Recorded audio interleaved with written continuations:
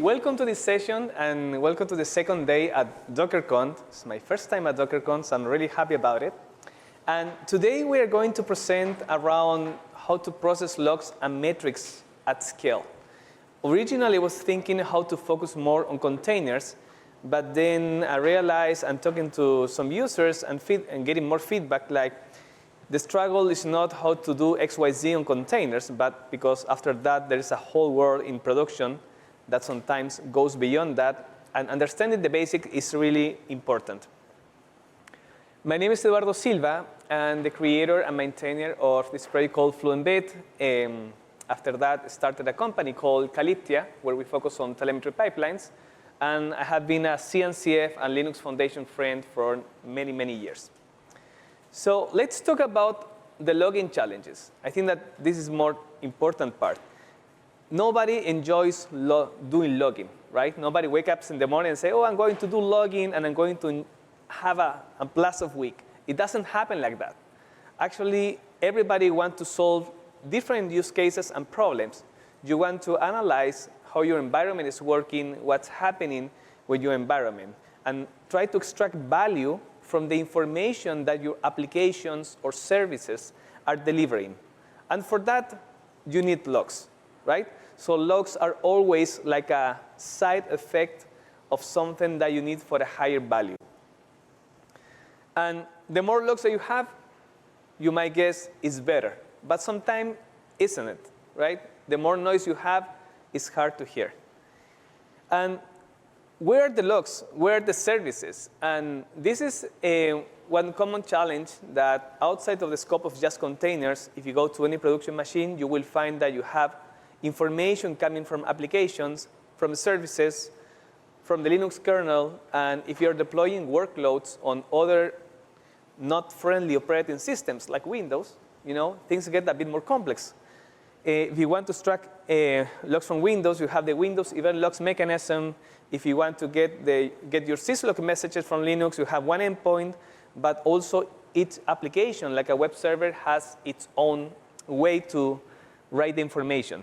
And the other challenge is not where they are located. Also, is the format or how the data is written inside that location. So if you want to do data analysis, you're starting dealing with two challenges, right? Sources and different formats. And the sources is not just, oh, it's always a file. Pretty much we always lead with a file. But also we have other type of entry points that give us information. Like, for example, the Linux kernel devices, right? The device endpoint, you have the kernel messages, you have the TTY or serial interface. If you want to extract information from local services that are running, you might not go and just want, for example, read manually the files that are generated by systemd or journald. You might want to use the journald API to open the journal and start iterating over the entries. And the same thing happens with Windows. If you want to extract information from Windows, you want to inspect the Windows with the Windows Logs API. And also, when you're working in companies, or if you're working right in a company, and I'm sure that you're consuming at least 20 to 30 services in general. And if you are somebody who works in the security space, you might be interested, for example, and your company uses Google Workspace, you would like to get access to the audit log, right? Be constantly scanning and extracting that information. So logs goes beyond what is in a Linux box, but also there are different use cases, and network endpoints is one of them. If you're running in Kubernetes, yeah, you might be interested in to know what's happening inside my cluster, right? Your cluster can have 1,000 nodes, right? And you might want to query the API server to retrieve those events. So logging happens on all these areas. And if you think, how do I solve data analysis, it becomes a challenge. Your goal is always do data analysis, as I said. But pretty much everybody thinks, OK, when you face the real problem and you said, I'm going to solve this because I want to extract all the information, and you realize where this is coming from, right? People walk away, or you just try to do your bare minimum. Or in the other side, people try to write simple scripts to extract information and solve the problem. And that is great. You solve the problem for a period. But sometimes developers switch companies, right? And you ended up finding that somebody wrote 20 scripts. You have 10 scripts there, 5 there. And if you want to centralize in a way that you can do a really smart data analysis gets really complex. When talking about data, I think that most of you might be familiar with this. This is just an Nginx or Apache web message, right? An access log. You have, when this application ships a message, usually this is in an unstructured format. Unstructured means it doesn't have a structure. But if you go here and you try to read it, you understand what it means, right? The first field is an IP address, then you have a request time, and you have different HTTP components of every part of this request. Now, you understand this, but if you want to do data analysis, you don't have one of these. You might have thousands or millions. So what is a more efficient way to query this information? Go byte by byte, or maybe having this in a way with a structure where I just can go and query every single key value pair for the information that I'm really interested in. An structured version will be like this, and in JSON, this is an example in JSON, will be like to have some key value pairs. So in an ideal world, we would like to have this. You're using containers, and you said, oh, all my containers are shipping a JSON log message. Yes, but what is inside that JSON log message, the content might not have a structure. It will be just maybe some escaped text, and we get the problem again. So let's talk about containers and logging pretty quickly. The way that Docker containers and others like Podman works is like you have the container, we redirect the standard output and standard error interfaces. So what we do is that inside our applications, we just do a printf or use some logging library that's going to ship the information in some format to stdout, stdr. The container engine is going to get that message, right? And in the case of Docker, it supports what we call logging drivers, right? Logging driver means that Docker is configured to retrieve that information from some place and transfer and encode it or put that payload into a transport so it can be consumed from a different place. And some of the logging drivers that exist, is the most common one is the JSON file. So we get the output, the engine generates a file with the container hash ID in the file system, right? And it prints all the message in a JSON format. You can send it over syslog. If you're using Fluent Bit or Fluent Bit, you can use a forward protocol that is contributed inside Docker. And this, I would say that works great, right? It's really reliable, but you always have challenges around data processing afterwards. So something like a web server generate this type of information, for example, 3 entry points, right? In a Docker JSON file, this will get the same log, but as a key value pair, right? You will get a string from where it comes from, plus the timestamp. But it's a timestamp of when this message was received from the application. And maybe the message from the application has a different timestamp, right? That's another problem to have. When you start inspecting this, you start getting other complexities if you want to start doing parsing of this information. One of them is, we get the key value pairs, OK, but inside the content, we start getting sometimes escape characters, like the break lines, and this is JSON encoding. It's not optimal, but it works, and everybody can understand it. To solve logging, we need always to convert from unstructured, ideally, to a structured format. And this has to be solved through a parsing process. And when you're deploying in production, if you don't have a strategy for this at scale, most of companies now think, oh, what would be my observability strategy? That is not just about where do I send my data. It's about how do I collect this information in a seamlessly way that is cheap, but also give me the value on an end-to-end solution. Most of the time, we start like this, right? Writing scripts, collecting data from containers, bare metal servers, virtual machines, firewalls, and so on. But there's a performance problem. The more environments that you have, the more your environment grows, the more applications you have, it gets more complex. But as I said at the beginning, we wanted to do data analysis. You always might rely in a database or a place where you're going to put your information. I don't know if you're using some commercial database here, maybe some version of Splunk or Elastic or others. But one of the problems that exists today is that companies generate 20 to 30% more data every year. And that data is coming from applications, right? So you start getting the whole picture of a problem. Your environment is growing. You're generating more data. You have to solve data analysis. But also, you're ingesting so much data that you don't know what you have. And at the end of the day, you ended up paying for this. So if your company is going to generate 20% more data, what about the cost, right? Your cost to store that information next year. And this is all a budget problem, right? This goes beyond the technical piece. So in logging, we got a couple of challenges. As I said, data comes from different places, is in different formats, and data volume is a constant challenge. So if we don't have a strategy, this gets a problem. Years ago, we started building a solution for all this problem in an open source way. We started with a project called Fluent Bit, with a D at the end, and which was started around 2011. And around 2014-15, we were thinking on a more scalable solution than Fluent Bit, and this is Fluent Bit, the next generation of the Fluent Bit ecosystem project. Fluent Bit is a project that was started in 2014.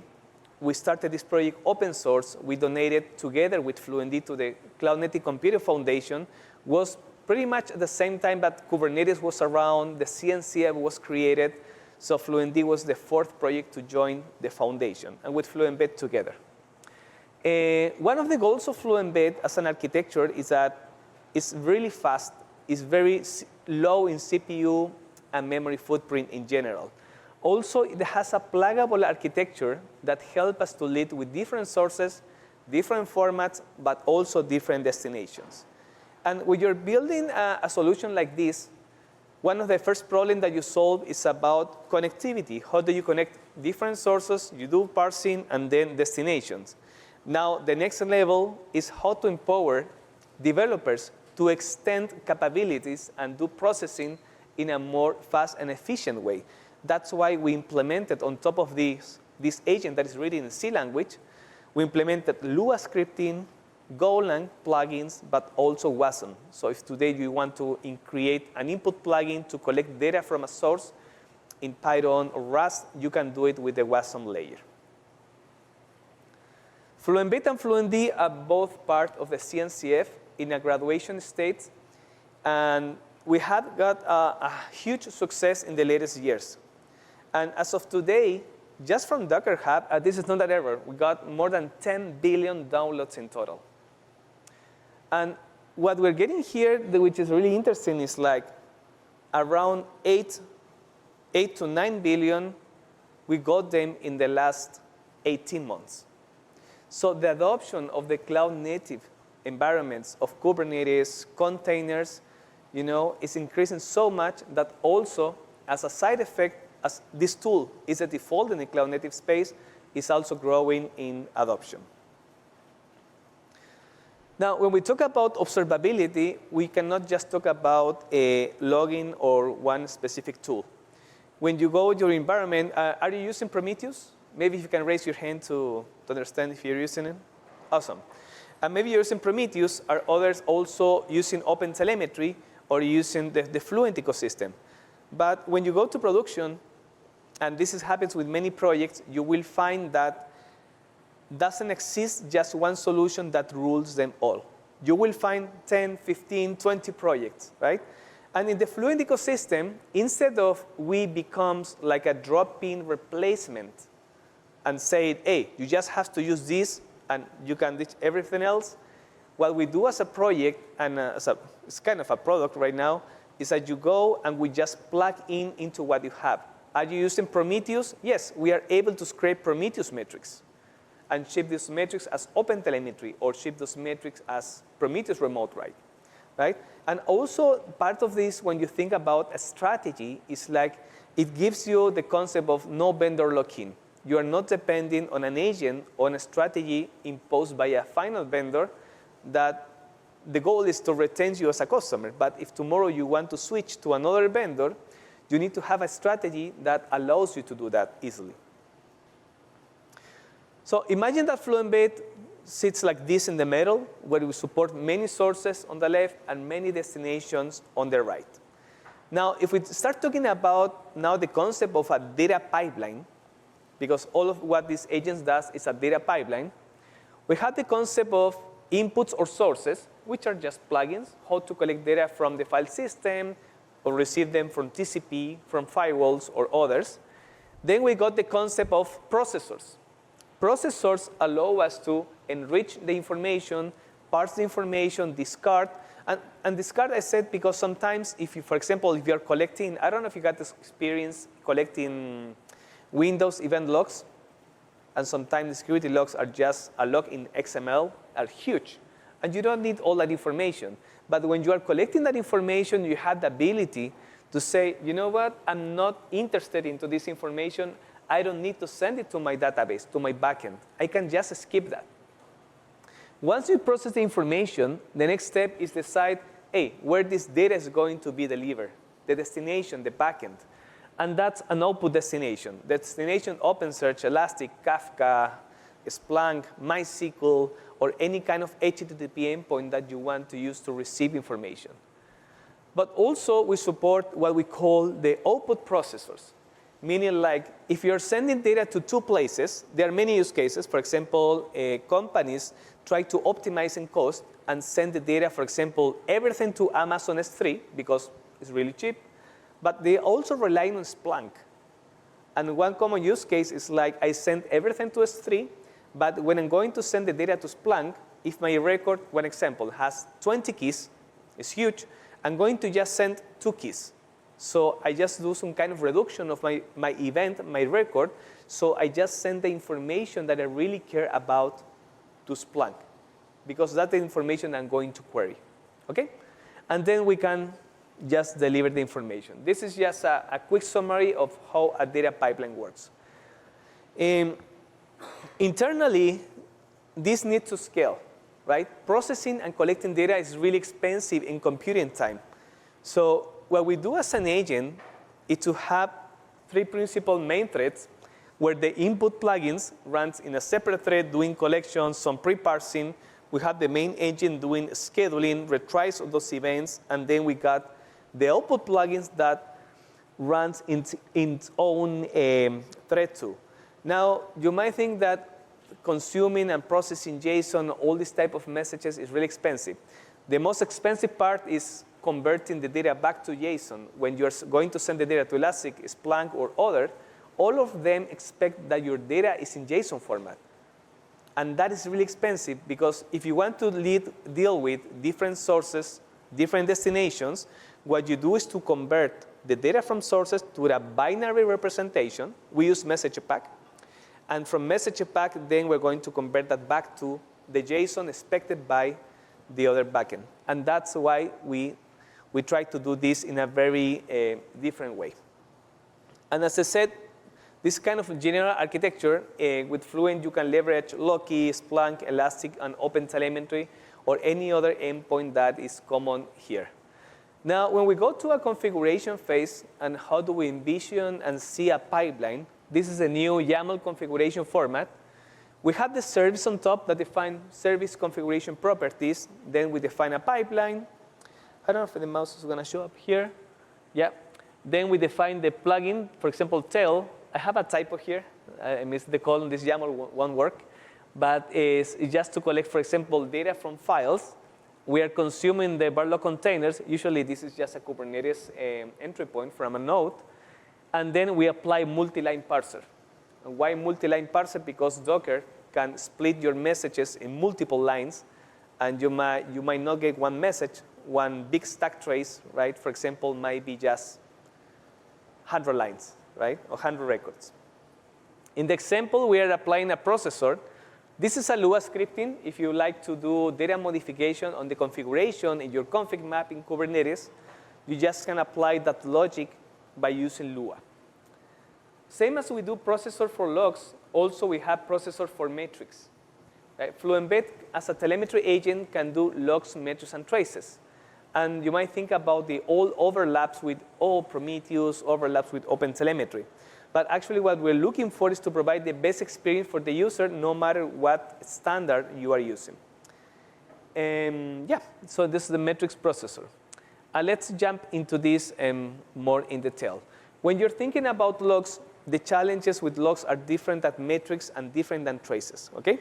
In logs, you care about unstructured data, be able to convert it to structured, you have a schema list in the data, but also be able to process and filter this data.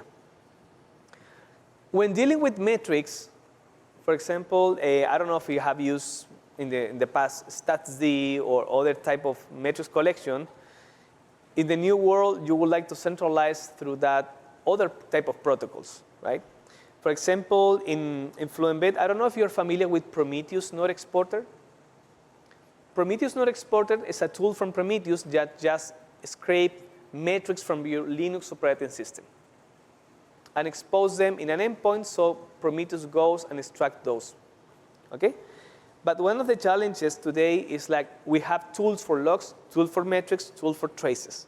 And if you go to your production environments, you have 5 to 10 agents easily. And people don't want to manage agents. You want to get your data.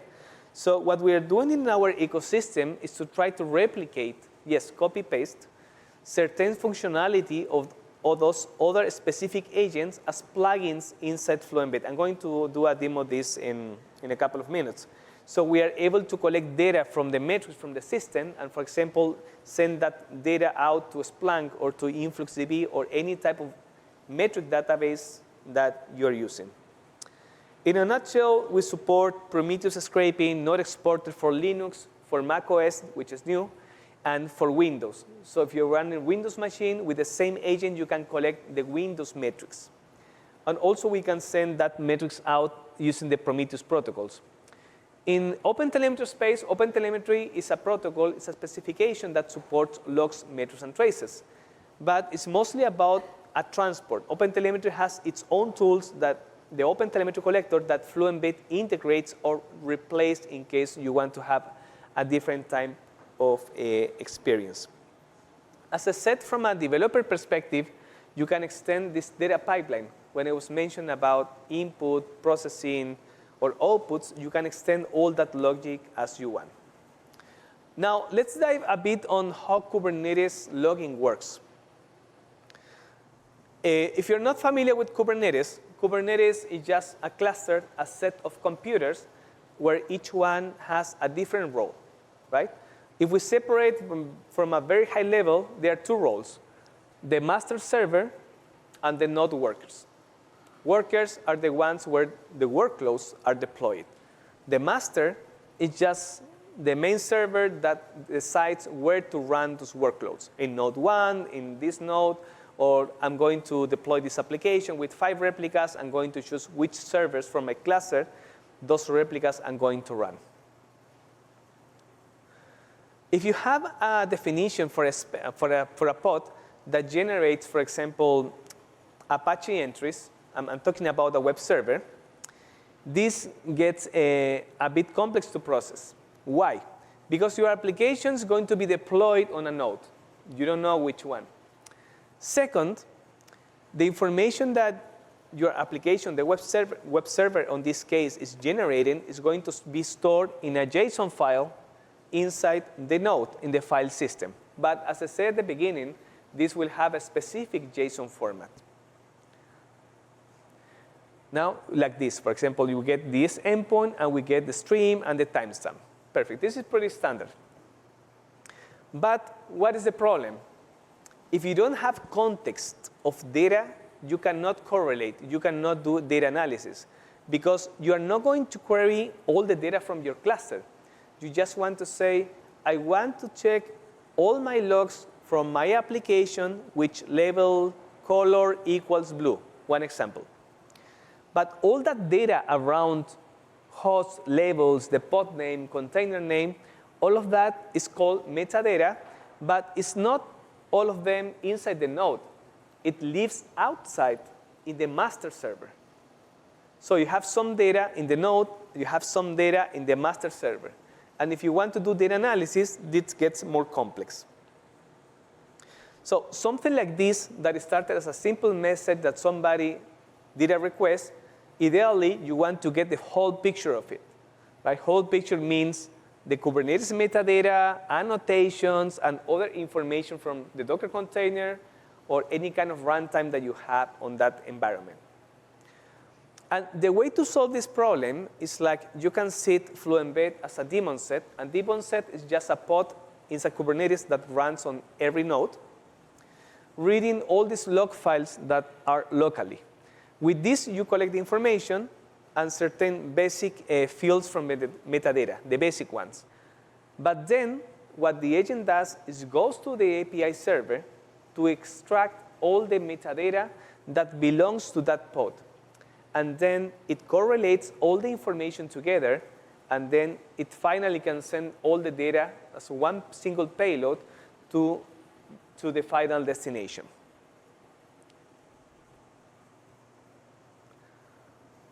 OK, I'm going to now switch to the terminal so we can do some quick examples. For example, I just put here in my terminal, I don't know if you can read this. Oh, you cannot read it? Oh. Now, better? OK. There, that's fine. OK. OK, if you inspect this file, maybe we can do with jQuery. So we can format the data. OK, each line belongs to a JSON message that has 3 keys. OK, but inside the log key that is here, we have the information that we were talking at the beginning, plus some escaping characters, the IP address and everything. So it's like your application generates a message, the container runtime encapsulates that information inside a JSON, but then you want to query the information that's inside. It gets a bit messy, a bit complex. So the way to solve this, and I'm going to show you a pipeline configuration that works as an example. This is a Fluent Bit example where we load a parsers. We have the inputs here, and tail is what allows us to open a file and read its content. Right now, I'm just opening one file, but you can put a start there and scan a whole directory with multiple files, and telling it that this is a file. I'm going to read the file from the beginning, because we are in a demo, purpose example, and I'm going to apply a parser that is called Docker. The Docker parser is a built-in functionality to deal with Docker format. As if we have CRI, we have another parser for that. After that, if we do the Docker parser and we just go to the output, maybe I can show you this. Let me see if it works.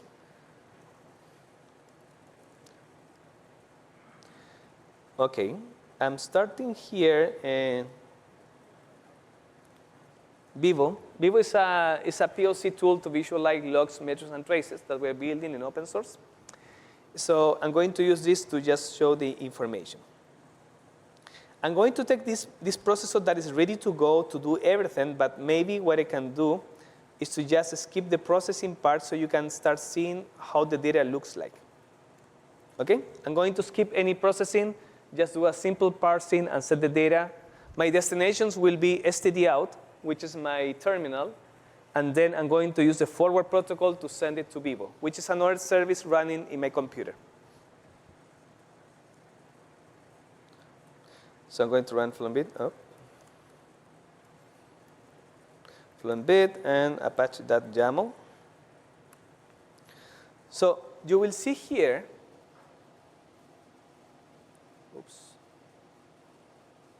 What's happening here? Okay, you will see here that we just format this to std out. Okay, it's not that readable, but let me see if, okay, I got here the data in vivo. And in vivo, I got the whole message. Sorry about the colors, it's hard to read. But you get the whole message, same as Docker was creating this. We got a structure, we got it in JSON, on that way it's working. But if you want to query the IP address, you want to query any specific field, this becomes more complex. So what you do as a pipeline and when processing data is to run these processors. And for example, what this processor does, this is a processor for logs, is called parser. What it's going to do is to just take the output of tail. This is going to do the Docker parsing, and the output of this is going to enter this processing unit. The next processing unit is logging a processor called parser that is going to take the key that is called log. Remember that the whole content was in log. And it's going to apply the parser that is called Apache 2. Okay? The parser Apache 2 is, I'm going to show it, it's a regular expression configuration. Maybe I can show that to avoid confusion.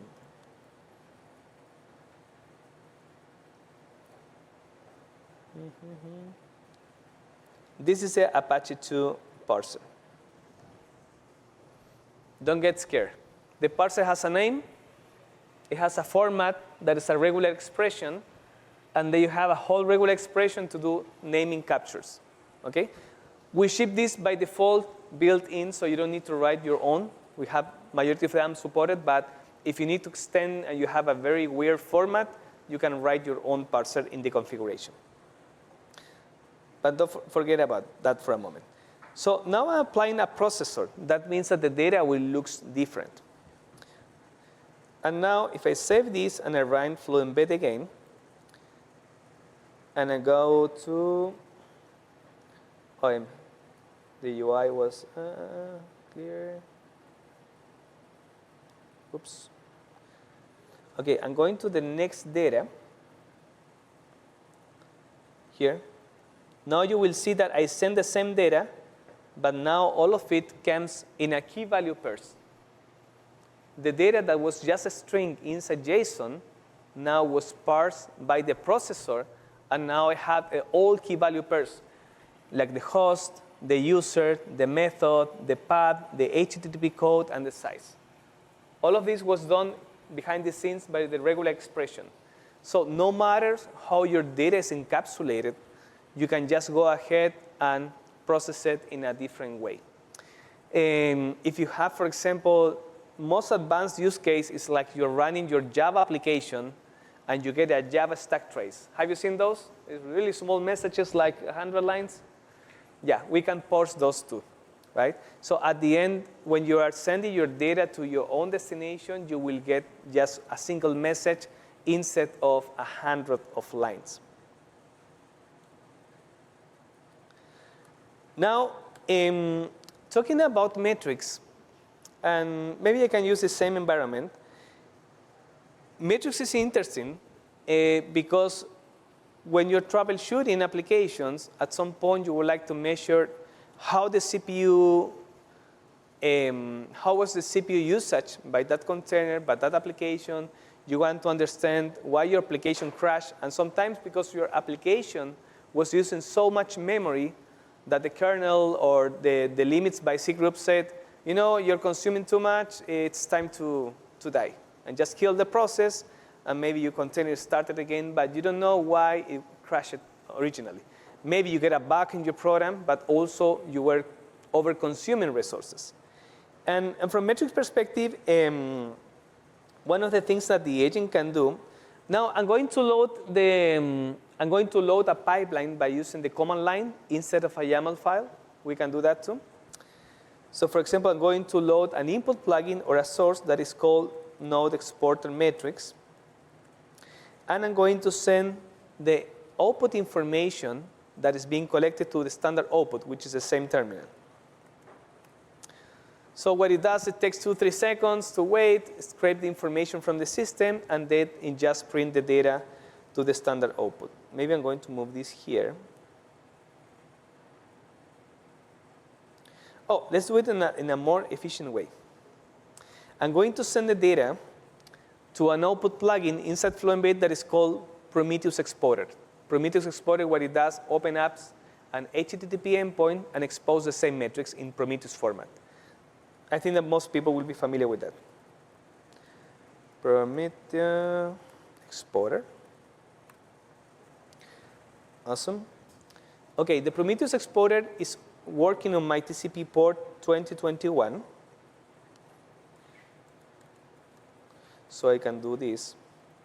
So the same agent opens up a Prometheus endpoint.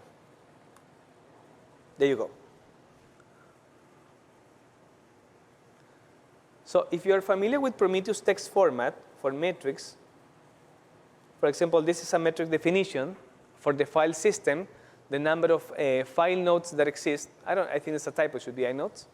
So we get the device. These are dimensions. So metrics are not just what is the temperature right now, but also it adds other dimensions like where it's located, where it's coming from, and those are, we call it labels. So when you store metrics, you also will need to have this context. Same as we did the context for Kubernetes and to extract logs, the same thing happens with metrics. So these capabilities allows you to extract relevant information from your system. It allows you to reduce the overhead of managing multiple agents, but achieve the goal of data collection, processing, and extract the right information. So most of the information here is just Prometheus format. So what would you do normally is to have your Prometheus server scraping the metrics from the Fluent Bit agent. If you don't want to expose an HTTP endpoint, you just can use another protocol like remote write or so on. OK, going back here. And as an internals, we have a few minutes, so we're going to just go pretty quickly. Think about all these data pipelines are just input, processing, output, no matter how. In input, you deal with different sources through different channels. And in the engine part, what you do is buffering, scheduling. Scheduling meaning you never want to send every single record over the wire. You would just want to buffer for a couple of milliseconds. So you just do optimizing network bandwidth, in system calls. We have all the scheduling logic. When you're going to send the data, we have to decide to which route the data is going to be out. But also something that is important. What happens if when you're going to send the data, your endpoint, your final endpoint is not up and it's down? Are you going to lose data? And this is where different agent has different strategy. So in our case, the output plugins always check the status. If I'm going to send the data and I failed, I'm going to tell my engine, you know what, I failed. And the engine will say, oh, maybe it's time to retry. So I'm going to retry. I'm going to intent again after a couple of seconds. And output plugins cares about always the same. Network setups like open a TCP connection or TLS, format the data, deliver the content, and check the status. Regarding buffering and reliability on how this works in a very scalable way, and I mentioned at the beginning that we don't use JSON. We can deal with JSON, but internally we convert the data to a format, a serialization format that is called message pack. What we do pretty much, message pack is like a binary version of JSON, if you want to simplify the explanation, that allow us to have a very compact version and allow us not to parse every single key value. If we want to extract certain parts of the data, we just can jump between the content because we know the offsets, and it's not like JSON that doesn't have that information in. In Fluent Bit, we have the internal concepts of a chunk. Chunk is a group of records, and the chunks can, when they are getting to the pipeline, it can live either in memory or in the hybrid mechanism, which is memory and the file system. In memory, it's really good, it's really fast. You start storing chunks with multiple records. But there's a problem. Memory is not unlimited, right? So sometimes using just approach or just memory doesn't work well. Is it fastest? Yes, but it's not persistent. When you're dealing with your data, you don't want to lose data, right? And if your agent crashes, you want to recover as much as possible you were buffering at that moment. So we have a system that is called the file system buffering that uses a different strategy through memory mapped files. Are you familiar with memory mapped files, mmap? OK, this is a technology that's been used by most of the databases in the market. And the way that it works is like what you have in disk, you have a reflection in memory. OK? So you create a chunk. You place that chunk in the file system. But that chunk could be just in the file system. But at some point, if you want to read the data or append more content to that file, you're going to create a memory map and put a reflection of that up in memory. What that means, that for memory protection, you can set, I don't want to use more than 1 gigabyte in memory, but I have 100 gigabytes in the file system.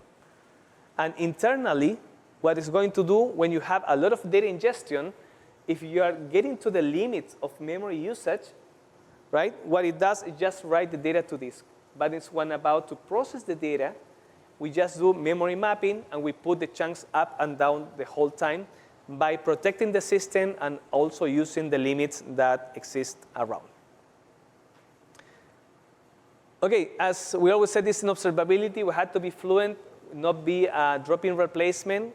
And yeah, I appreciate the time today. I hope this has been helpful. If you have any questions, we have a couple of minutes for that. Thank you.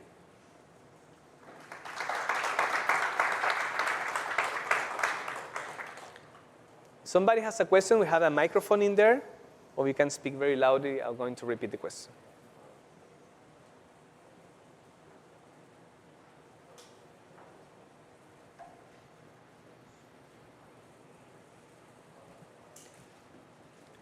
OK, if there are no questions, I will be out in the hall. So thanks for coming. Enjoy the conference.